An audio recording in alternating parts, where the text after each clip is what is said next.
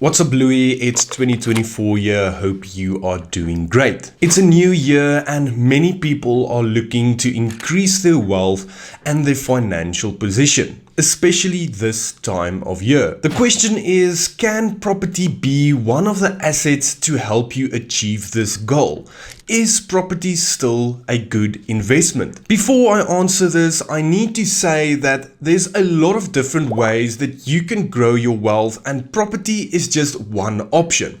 I always tell people that property is an asset that can keep you rich and can help you create legacy. It can help you leave behind a better future for your loved ones. But it's not always the best asset that can make you rich. And just listen to that again. Just hear me out for a second, because most of the time, if you have already made a lot of money, you can double or even triple your net worth when investing in real estate. You can buy properties cash and create a lot of free cash flow, or you can put down a large deposit that can help you reach your financial freedom goals. Let's say you are someone with a basic to mid-income salary. Can property still create wealth for you? Yes, of course it can. It will just be a much longer process, and it's going to be a bit more difficult. The point I'm trying to make is that there's so many gurus and videos out there showing off how you can become financially free in just a couple of years using none of your own money.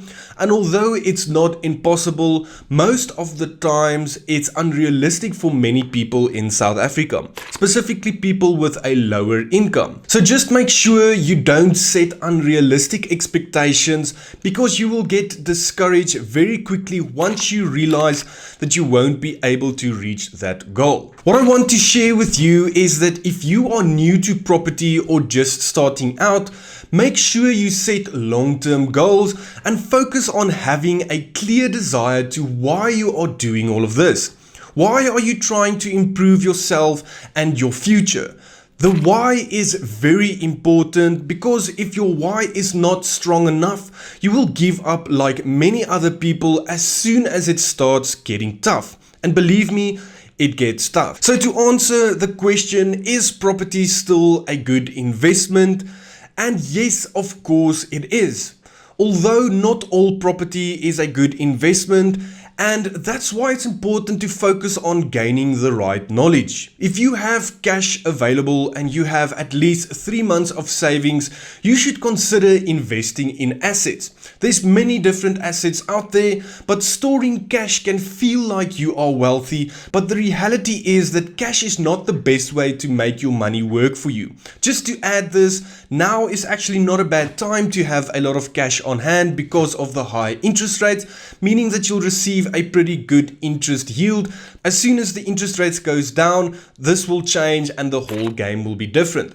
Compared to cash, property is a great asset class because it has potential for appreciation. No matter what people say about our economy, property values will always increase in the long term. And when I say long term, this is anything from 7 to 20 years. So set long-term goals. If your property is paid off, it can create a steady income stream that you can literally live off and to pay for all of your monthly expenses and liabilities. It also helps you to diversify. Diversification is very important because we can't keep all of our eggs in just one basket. Property also gives you leverage opportunity, and property is one of the only assets that can actually give you the opportunity to use leverage to grow your own net worth. Property also has a lot of good tax benefits when set up correctly. So I always tell people to focus on setting up property in the right structures to get the most tax benefits as possible, because this will help you in the long run, and it can definitely help you to build a bigger portfolio as well. Then a last thing I want to mention is that it's a tangible asset, meaning it's brick and mortar. If you buy a stock or a share in a company, you can't really see that share unless it's on an invoice. But with property, you can actually go to your property and look at the property and touch it and see that it is there. No one will be able to steal it. Although your title deed will be owned by your bank, the physical property can be right in front of you. If I could start over today, I would focus on buying a small and affordable 1 or 2 bedroom apartment in my budget. It's important to never overextend yourself, because this is something that a lot of people do, and to focus on buying it for less than it's worth, meaning when you actually put a tenant in the property, the chances is that it will cash flow. This is very important because this will help you to sustain your property portfolio.